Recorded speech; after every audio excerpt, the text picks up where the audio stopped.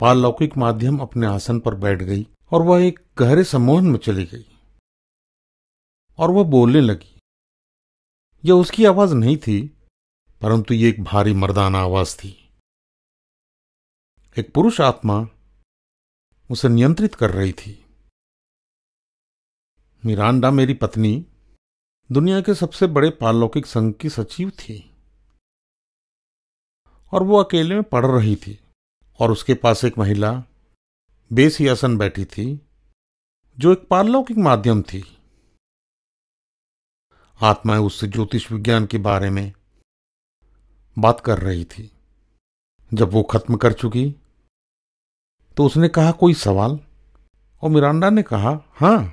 उसने कहा, मैं एक पारलौकिक माध्यम बनने की कोशिश कर रही हूं। मैं उन्हीं के सर्कल में सीखने के लिए जाती हूं।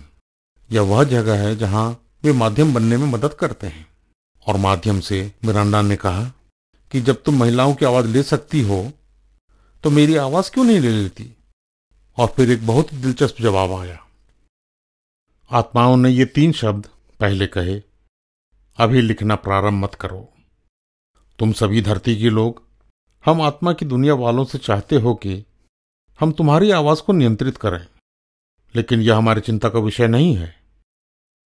आत्माओं की दुनिया में हम शुद्ध विचारों पर ही काम करते हैं, और जब हमारे पास तुम्हारे विचारों का नियंत्रण है और तुम्हारे दिमाग का नियंत्रण भी हमारे पास है, तब जो आध्यात्मिक संदेश हम तुम्हें देंगे वो तुम दुनिया को दे सकते हो। अब चलिए इसमें छिपे मनोविज्ञान को देखें। शैतानी आत्मा का नियंत्रण आपके विचारों पर भी है।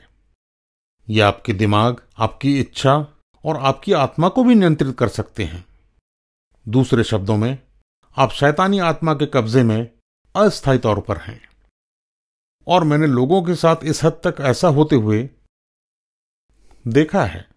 मैं एक ऐसे जवान आदमी को जानता हूं जिसे यह समस्या थी और अंततः उसकी जान चली गई, क्योंकि शैतानी आत्मा उसे नियंत्रित कर रही थी और कह रही थी, अपनी बंदूक उठाओ, अपने सिर पर रखो और ट्रिगर दबा दो और सब कुछ खत्म हो जाएगा। नहीं मेरे मित्रों, यहीं से तो इसकी शुरुआत होती है। आप देखें, अनंत जीवन हमेशा के लिए है। जब आप पारलौकिकता में लिप्त होते हैं तो 3 बातें होती हैं।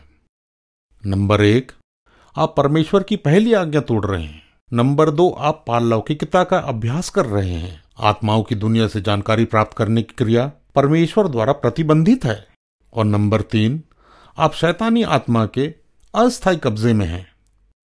शैतानी आत्माओं के कब्जे में मत रहिए, पवित्र आत्मा के नियंत्रण में रहें।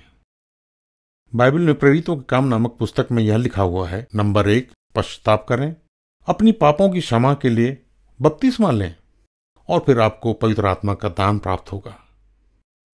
तो विकल्प आपके हाथ है, शैतानी आत्मा के नियंत्रण में या पवित्र आत्मा के नियंत्रण में।